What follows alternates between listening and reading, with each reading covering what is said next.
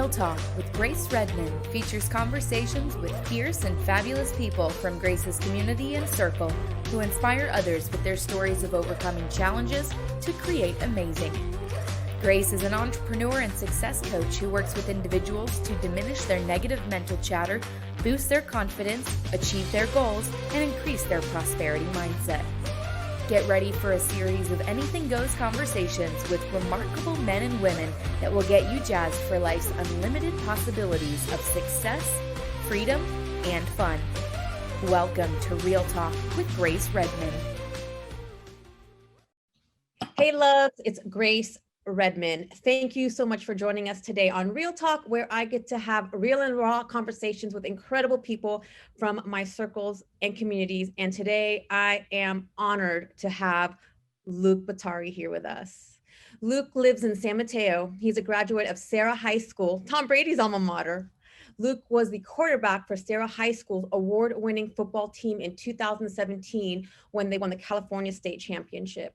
Luke was the Northern California Player of the Year, First Team All-State, and First Team All-Conference in 2019. Luke holds 8 of 12 passing records at Sarah High School over Tom Brady. Luke currently is a student at the College of San Mateo, where he is the starting quarterback for the CSM Bulldogs. Luke is also the founder of a nonprofit organization called Play for Prevention that focuses on raising awareness for teen mental health and teen suicide. Luke, thank you so much for being here with me today. I'm super excited to chat with you. I'm looking forward to it as well. Thanks for having me on. Of course. So I remember, first of all, congratulations on your incredible accomplishments at Sarah High School with the football team. I tell you, you guys gave us some really incredible, amazing experiences and experiences I'll never forget. So I can only imagine what it must feel for you and the rest of the team. Yeah, 100%. I mean, I always tell people since that season happened that was probably one of the greatest finishes to a year in my life. And that was definitely one of the greatest teams that I've ever been on.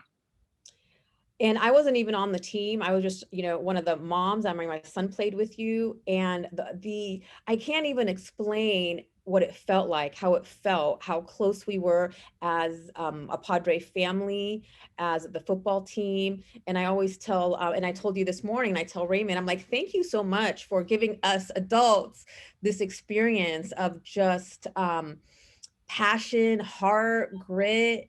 It was something that I've never experienced before, and I'll carry that with me for my lifetime. So thank you for that. Totally agree. I mean, yeah, I think obviously that team accomplished a lot, but I think the most special part about it was not just the players were really close, but the whole community football team, like you said, the parents, the coaches, obviously the players. So I think that was the most special part was the relationships that were formed. I mean, those will definitely last a lifetime. Absolutely. And it's a beautiful brotherhood too. I always love when you guys did the haka at the end of the games. That was like it just moves you. Those were awesome. And you really, I mean, you're a very impressive young man. And what really touched me was, during the really busy football season when you're studying and practicing till 7:30 at night, that you stepped up and you created this really needed nonprofit, Play for Prevention. So tell me a little bit about what motivated you to do that. Yeah, so what motivated me to start that nonprofit, originally I had some mental health struggles when I was super young, back to when I was 8 years old. And that had to do with my parents' divorce. It was a really nasty divorce between my mom and my dad, and that had some mental as well as some physical effects on me. So that was number one. Number two, I had a friend pass away from suicide in April of that year leading up to our season. And honestly, it started out as an idea to honor her at one of our games. And with 2 hours of conversation later, it ended with, it became my mission, and it became what it is today, which is a nonprofit. So that's really what inspired me, were those two things. And then obviously, like, within going through the whole process, since it has started, there's definitely been some added, motivation and added, mission to it. So that's been great. So, I mean, it's an important subject. As a teenager and as a young adult, I also experienced, which at that time I didn't know what it was, but I experienced tremendous, I experienced depression, didn't even realize what it was. There was a few times where I felt like, and I attempted to take my own life. It was really just a cry for attention. But one thing that I know, and I could be wrong, but in our communities and societies, we don't talk about mental health. And it's like, I know in my culture, when I was growing up, it was like a hush hush. That was like something you never talked about. And the fact that you stepped up to bring it to the forefront, I think is really important. It's something that we really need to talk about. Yeah, I mean, I think for me, when I put it in perspective, you know, I was the man like in San Mateo, and I think like you said, it's still such a hush hush topic that nobody wants to talk about, and and everybody feels uncomfortable sharing how they really feel. You know, they kind of just put on this mask to show everybody that they're okay when they're really not. And I think for me, I wanted to break down that wall that everybody puts up and show that, hey, you know, everybody goes through struggles. You know, it can be physical, can be mental. And I think my whole goal with going out there and speaking on Friday nights, not just at Sarah, but at other schools around the area, was to kind of, like I said earlier, break down the wall and show everybody that it's okay to talk about your struggles. You know, one thing I always say is it's okay not to be okay, if that makes sense. Oh, 100%, 100%. And it's funny that you say that because in one of my blogs, I talk about that. Like, it's okay not to be okay. It doesn't mean you're weak. It doesn't mean you're less than, because we're all human. And there's no way that any one person can continuously be in a state of bliss and joy all the time.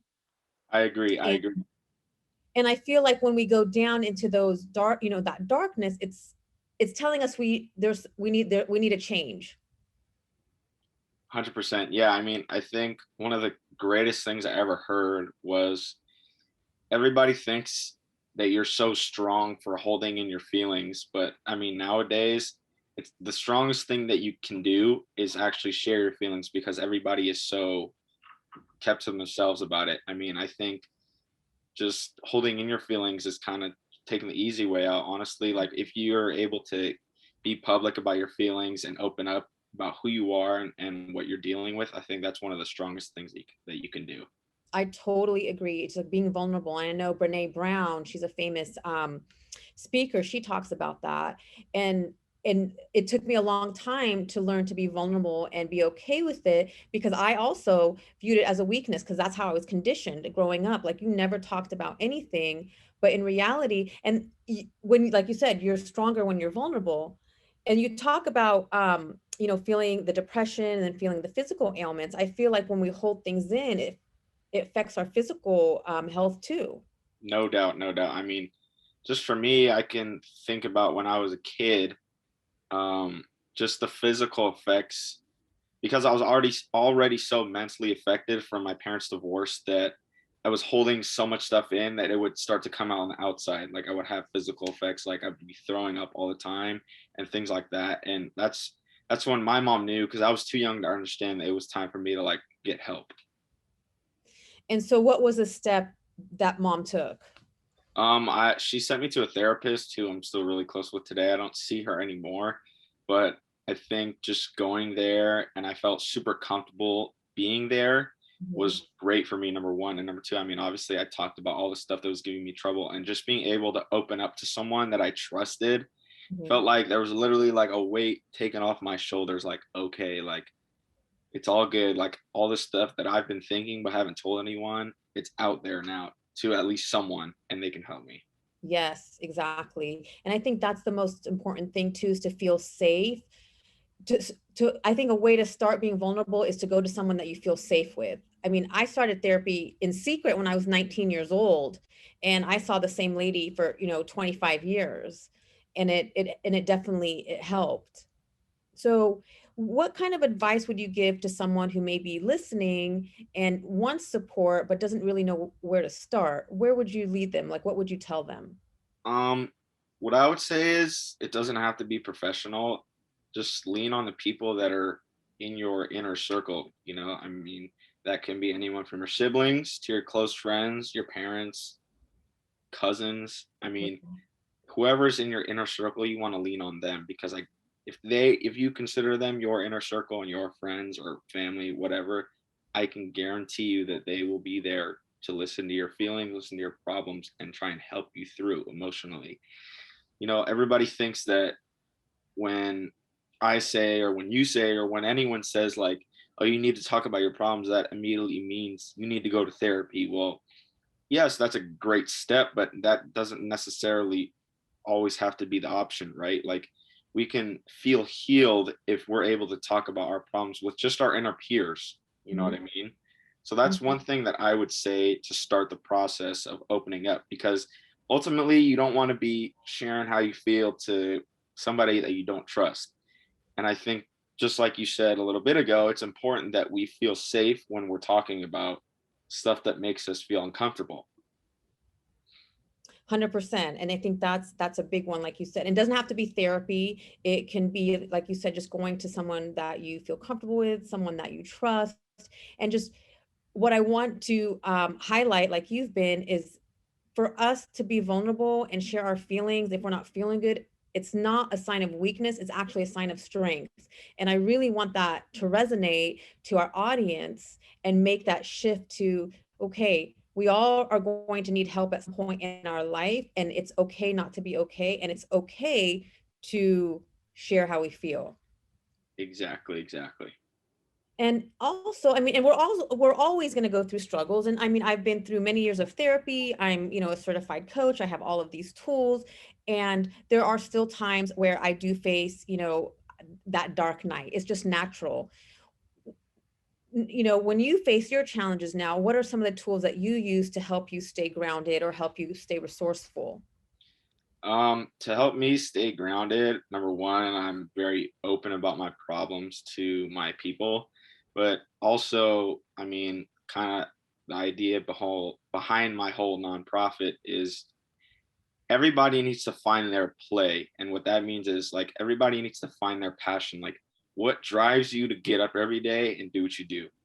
What motivates you to do whatever you do? And that's where the play for prevention comes from. My play, my passion is football.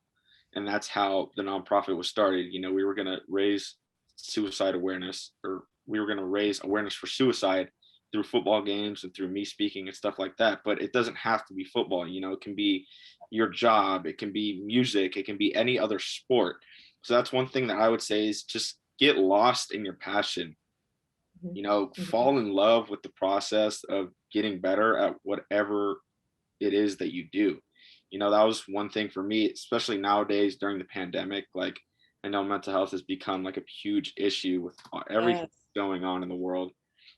And I just urge people to think about, like, write it down, whatever. Think about what drives you. And if you're ever feeling like down or having like dark days, whatever it is, just go get lost in that. Like, within this past year, we didn't have football. Mm-hmm. And honestly, that it really sucked for me, because that's my passion. But I was able to get lost in other stuff that I love, like traveling Mm-hmm. during the pandemic, and just working out and being better at the stuff that I wouldn't really focus on in football. So that's one thing that I would say, is really find your passion and think about what makes you get up every morning and why you do what you do. Mm-hmm. And if you're ever feeling down, like, go do that. Go enjoy it. Take your time. Take time out of your day to go do it, or a weekend or whatever. Mhm. So what I heard you say is, like, when you start feeling kind of that feeling down, feeling that darkness, is to shift your focus and pivot and focus on activities that bring you joy, whatever that might be. Could be traveling, playing your sport, being with friends. So to shift your focus. And I mean, I know there are definitely instances where there may be, chemical imbalances, and at that point people are challenged and they may need to, get different type of support. But I also find that regardless, if we shift our focus, regardless what the situation is, regardless if there's a diagnosis, that we can definitely feel better, for sure. 100% agree. Yeah, I mean, I think that when you kind of, it's not pushing down your problems like and keeping them locked away, but it's just pivoting to something else that will make you feel some joy, so that maybe you do feel comfortable coming back in a couple days after you've had that, like, kind of like a reset, that you Mhm. do feel comfortable coming back and talking about whatever it is that you're going through, Absolutely. and that you So haven't just buried yourself so deep down and just thought about everything that's wrong, that you found some joy in whatever it is. well, you just kind of hit on a point, and I think our mind is naturally programmed to focus on the negative as a way of survival. And so once we recognize that, then we can make the shift. So our mind is naturally focuses on the negative as a way of survival. So we ruminate over and over on all the things that are not going right. Well, that's definitely going to put us in a state of stress and anxiety. And what I've learned, and I wish I learned this so much earlier in life, is gratitude. And because we can't be in gratitude and negative at the same time. And I've learned that gratitude, as corny as it sounds, is really, it's like a magic, I don't want to say pill, but it's magical. And recently I fell off the gratitude wagon and I was focusing on everything that was going wrong. And let me tell you, like, I went and I dipped into that, place of just anxiety. And the minute I was like, oh shit, I've lost my way, I got back to my gratitude practice. And I'm not joking. Like, you could ask Mike and Raymond and Rami, like, I was feeling better right away. and I know it sounds so simplistic, but I feel like gratitude is really helpful because it helps us focus on what's going right instead of what's going wrong. Yeah, I mean, I couldn't agree more with that. One thing is that has really come front and center to me is, and it's exactly what you just said, is turning every negative into positive situation. Especially with this pandemic. Like within the first week, I was kind of like feeling sorry for myself, and which was valid, because Totally. life just stopped. I mean, we were all on lockdown, but I remember sitting there one day, I was like, all right, this pandemic is either going to beat me or I'm going to beat it. So I can go let it attack me, not literally, but it was going to affect me emotionally and the stuff I did, or I'm going to go attack it and live my best life, which is what I believe that me personally, I'm doing right now. Hell So I yeah. think that's a lot what you're talking about. Like with anything in life, the pandemic, any adversity that you face, you can let it hit you and you can stay down there and hold your problems in, or you can be proactive and get out and do the stuff that you love and talk about what you're going through. 100%. And you just said, hit on a word, being proactive and instead of reactive. And you set, setting the tone for the day. And for sure, we have to feel those feelings. Like, we cannot just sweep our anger, frustration, fear, sadness. We cannot sweep it under the rug, I because agree. that'll build in our body, then that creates sickness, and then we'll even feel more anxious. So yeah, during the pandemic, for sure, like, I definitely also, like, I felt a sense of grief because our life was pulled right out from under us. And then same thing like you, I was like, you know what?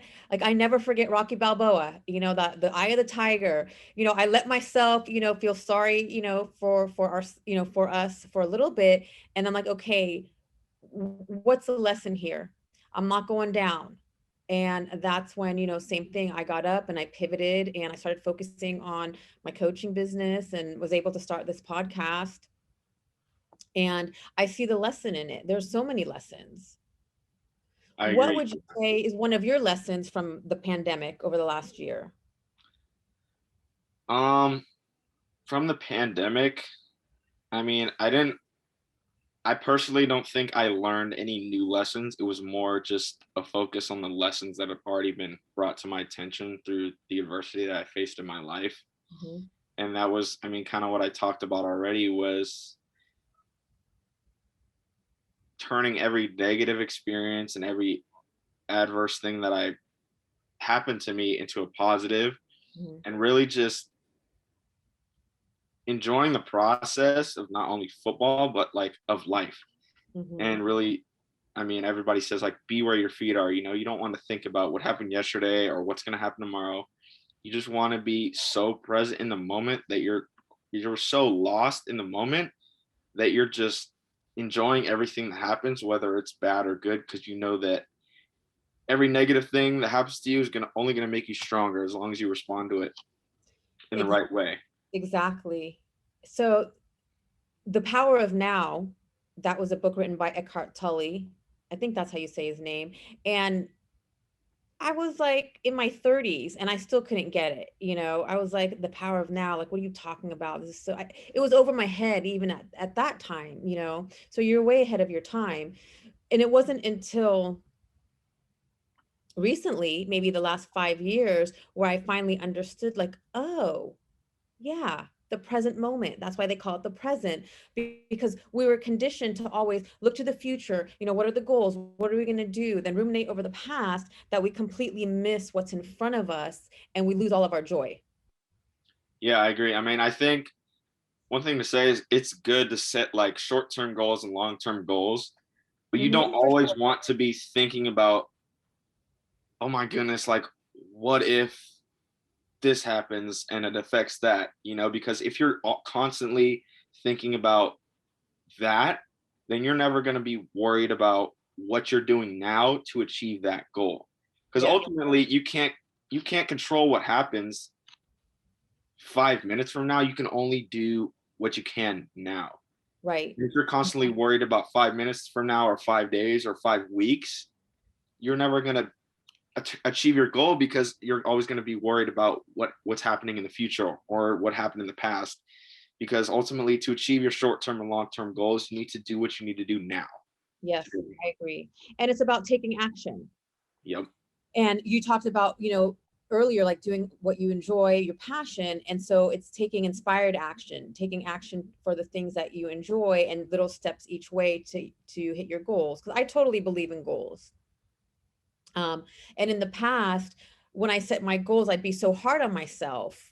And now when I set my goals, I'm more gentle and I take, the action that makes me feel good. And I notice when I'm feeling better, I accomplish so much more. Yeah, I think when you take stress off of yourself, I mean, it's good to put pressure on yourself, because sometimes that can motivate you, like, okay, I gotta hit the gym, I gotta read this or whatever. But I also think, like, take a deep breath, relax, and think about, okay, put it all in perspective. Like, is this really healthy for me all the time? Probably Mhm, not. Like, if you do the stuff that you enjoy, you're probably going to be a lot more accomplished in the day, and mhm. ultimately reach the goal that you want. And I mean, of course, we still have to do those things that, we don't enjoy to get there, but finding joy in those things. I read that in a few different books. Like, okay, there are going to be some things throughout the day that you're going to do that, like, you don't want to, but what's the joy in that? Like, for example, I don't like going to Costco. But I'm so grateful that, I have the means to go in there and do my shopping. I'm grateful that I'm shopping for a family that's healthy, and whole at home. And so that's how I turn the things I don't like into, okay, like, this is, I'm grateful for this. I, Because I know, I know what you mean. so you've been going to different high schools, and I mean, I know during the pandemic that wasn't possible, but tell me what it's like to, be in front of the students, your peers, and to talk to them about a subject that doesn't really get talked about. Honestly, it's some of the greatest experiences that I've ever had. Just going to so many different high schools and speaking in front of these kids and seeing, like, you can feel like the energy in the room when you're speaking, but also you can, like, people come up to me and say like all sorts of stuff that I would have never heard if I was doing this. And that's not to pump myself up, but it's just to pump everybody else up. You know what I mean? Because I think me doing that has given me all sorts of different like angles and perspective on like what my work is doing for these people, whether they're in San Mateo or Menlo or in the city. So it's definitely been like some great experiences speaking in front of these crowds and seeing the reaction of the people. Mhm. I bet that feels amazing. Definitely, definitely. So can you share with us maybe a story from from a peer, or, that someone reached out to you and say, hey, I heard you speak and this is how I felt, or this is what happened? Yeah, so I was speaking at a local high school, Menlo School, and it was right before their basketball game. And they it was kind of intimidating, honestly, because in their gym it's not double side bleachers, it's all one side. So the one side it's pretty tall, and I was on the floor, so I was like looking up at all these kids, and I'm still like 17 years old, so I'm like, holy cow, this is a lot of people, but I'm just go do it. So I ended up speaking and doing my speech, and after there was a couple kids that came up to me and they were like, hey, like, thank you so much for speaking to school today. Just for us personally, we know a lot about you, and when we're at school we feel kind of low down on the pole, meaning like they didn't feel like they belong there and they didn't feel purpose there. And they told me that, like, when I spoke, it kind of gave them purpose, knowing that they know who I was and like the stuff that I accomplished, and that even I went through struggles. So they felt like normal to feel like that. And Yes. they kind of started talking to me about what they were going through and stuff like that. And that was just one of the many special like moments that touched me, where it was cool to see like direct feedback from the crowd. Mhm. How does that make you feel when you know like you're creating such an impact? Yeah, I mean, it's like it's one of the greatest things that you could ever feel. I mean, it's kind of like I also do private quarterback coaching as well for kids, and I like to kind of relate it to that, right? Because I've been given so much by all these coaches that have coached me to make me the player that I am, that it feels so good, like giving back to these kids and just watching them grow. And it's kind of the same thing when I speak, right? I was given so much by all the therapists and all my peers and stuff like that, that I'm kind of indirectly like doing my duty and giving back to them, which feels so good. Not because like it makes me look like a great person, but just because I know that I'm helping other people. And that's the ultimate goal, like in life. It's not for you. Like, you're not living for yourself. Yeah, you're supposed to enjoy your life, but you want to like impact others. You know what I mean? And that's my whole mission now. Yes, yes, yes. Boom. At the end of the day, it's about us being our true self. And we're our true self, we naturally want to give and create an impact and give back. And I'm right there with you. I mean, that's my mission. Yes, I want to have a fun and fabulous life, and which I do, and I have fun. But really, underneath that is because I want to create an impact and give back. I agree. I'm right there with you. Yes. So tell me, who was one of the most influential people in your life and why? Honestly, I couldn't even name out one person, because like throughout my whole lifetime, I've developed so many almost like big brother relationships, that like every single one of them is so unique and so special to me. But I mean, just in general, like a few of the coaches that I've been coached by, not in football, but also like have coached me in life and show me how to do things the right way, what to do. But also like people outside of football that in the moment I didn't really realize the effect that it would have on me. But now that I'm kind of growing up and kind of becoming a man, I look back and I think, man, like, thank thank you so much, that thank God that I was doing that stuff with that person, because I didn't realize that it would make me into the man that I am today. Mhm. But I mean, I can't pick out any one relationship that I would have, because they're all so unique. I mean, I think everybody says like it takes a village to make a Yes. man and make a woman, and I definitely believe that. You can't just be raised by one person. You have to be raised by a village, and it's not just your parents. I mean, they are the prime factors For or your sure. guardians, but it's also the people that you are with on a day-to-day basis, your teachers, everything like that. I totally agree. And it does, it takes a village. And I think one thing that I take so much pride in, and I know that word pride, but I take so much pride in our community and in where we live in San Mateo. It is so diverse, and we have an incredible community. Like, I've never seen anything like it. Like, we just come together not only in times of happiness, but in times where, there are tragedies and tragic events. And I've never seen anything like that. And so, yes, we are a village, and it's not just one person. There's so many people in our community, within our community and outside our community, that, impact not only, our youth, but I feel like us as adults, we also need direction at times too. No doubt, no doubt. I mean, yeah, I think San Mateo is definitely a special community to live in, but it's not only San Mateo. I mean, I think that when you travel to different communities, like you start to link people together. Like when I was spending time in Utah, like people out there have become a part of my community, even Mhm, though they're not from San Mateo, they're a part of mhm. my community. So when you get outside of your literal like living areas, I think that you create a sense of like your own group, whoever raised you, whether it was all in San Mateo or whether it was out of state, anywhere. So Mhm. So we create our tribe. yeah, no doubt. Yeah. We get to choose. I mean, I don't think you always get to choose. Well, when you get my age, baby, you will choose. You set those boundaries, and if it's not working out, you just close the door. I think I think it's kids, it's probably good that we don't get to choose because we'd probably be picking the wrong people, but So tell me, I mean, you've had so many accomplishments. What do you feel is one of your greatest accomplishments?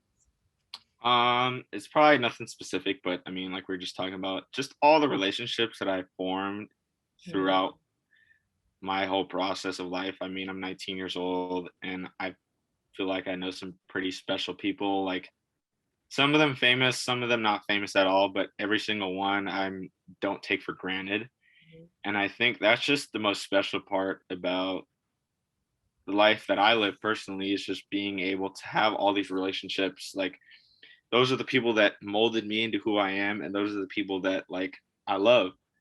And that's just one of the coolest parts of the job, is just, I mean, talking about diversity, just being able to reach out to so many different types of people. They can be athletes, like business people, or just, like a regular person that just works whatever. I mean, I think that's the coolest part about everything that I've done and I've accomplished, It's is just just those relationships. relationships. Yeah. I'm with you because I feel not even at the end of the day, regardless, the relationships in our life are the most important. That's what enhances our life. And number one, the relationship with ourself and a greater power, whatever that may be to you, God, source, the universe. Because when we're solid with ourselves, that's when we're able to create even, stronger relationships outside of ourselves. Agreed. No doubt. And so, is there anything that you do like as a ritual to help you stay grounded, and like we talked about, like grounded, resourceful? Um, yeah, I mean, I think just being an athlete, I think getting into like a routine every every day, almost every day, is something that's really healthy for you. Mhm. I know that like routines can seem like very boring. I sometimes people like want to spice up their day somehow, some way, by doing something different. And Mhm. that's cool every once in a while, but I think that getting in a routine and getting like something that you do every day that's going to spark you. Like for me, I wake up and I listen to like, I have like a song of the month, and that song is like, I wake up and I listen to it, and that's like what sparks me to go every day.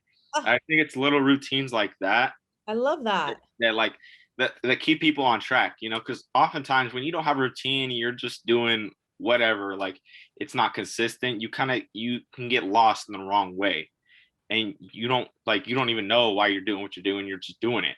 Right. I think speaking from an athlete's perspective, like going to lift and then having class and meetings and then practice, like just that, being consistent every single day is what makes like athletes so great. And just off of like, not, you don't even have to be an athlete, but just waking up, if you work like a regular job, waking up, having breakfast, going to work, coming home, going to the gym, whatever, like something consistent that keeps you on track and ultimately what you want to achieve. 100%. And something that I really believe in and I practice is a morning routine and whatever that may be. And I love the music thing. I've created, my own playlist, same thing in the Yeah. morning. I put it on, it makes me feel good. And that commitment and consistency, because then, like you said, you're going to drive the day. You're going to be proactive instead of the day driving you. And there's many articles written about some of the most successful people. And what they do is they have a morning routine, whatever that may be. It could be 5 minutes, it could be an hour, but whatever that is just to have, be committed and consistent to a morning routine. And that could be whatever you want it to be. And I love how, you pick a song. What's your song for the month this month? My song for this month is called "It's a Great Day to Be Alive." Perfect. Yeah, it's a little country song on my playlist, but yeah, I listen to it every morning. I like to pick songs that like fit my mood or fit my goal. And I just, every day it's a great day to be alive. Like, what am I going to accomplish today? Yes. What I Yes. think about. I love that. That, Yeah. bam. So is there anything you'd like to, just one piece of advice that you could leave with our audience before we head out?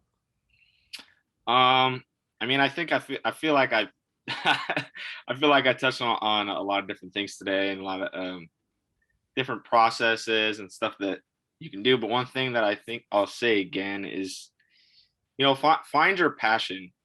And if that's sports, if that's music, if that's your job, whatever it is, you want to find like what, think about your why. And I think a lot of people talk about their why. Well, what does that really mean? Like, that really means like, why do you do what you do? And that sounds so simple, but when you really break it down, there's a lot of people that probably have no clue like why they do what they do.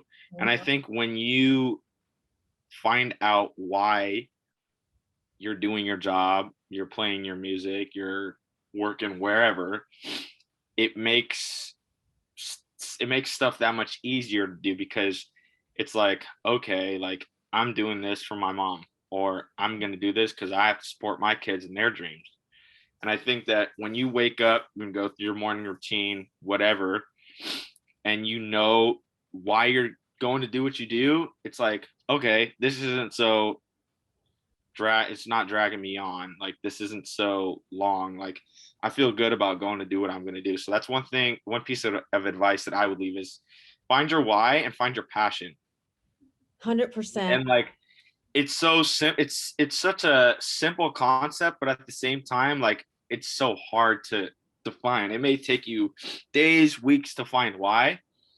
But I think once you do, it makes your passion that much easier. Yes. And that's what'll motivate you to get up and go. Exactly. 100%. Exactly. Oh my God. I'm so incredibly proud of you, young man.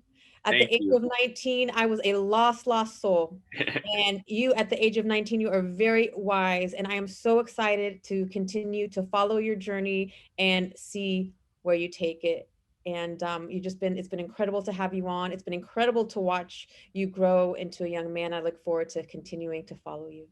Well, thank you for having me on. And I'm looking forward to impacting more people and talking to more people like you. But it was great to talk to you today. And we haven't talked in a while, so it's good to catch up. Yes. And so let our audience know where they can find you. Yeah, so me personally, I'm on LinkedIn. Just look up my name. I'm on all social media, also my name, no spaces. My nonprofit foundation is on all social media at play4 prevention. And then our website is play4p.org. www.play4p.org. And yeah, if you want to get involved with our nonprofit, or if you simply just want to reach out, talk to me, get to know me, I'm on all those social media platforms. Also, hopefully this fall, coming up on Saturdays, come to watch me at CSM and me and the Bulldogs go at it. So yeah, I will definitely be there. And also all of that information will be at the end of the podcast for you to be able to reach out to Luke. So sweet. Yeah. So thank you guys so much for being here with us today. We really appreciate you. And until next time, make it a great day. Take care.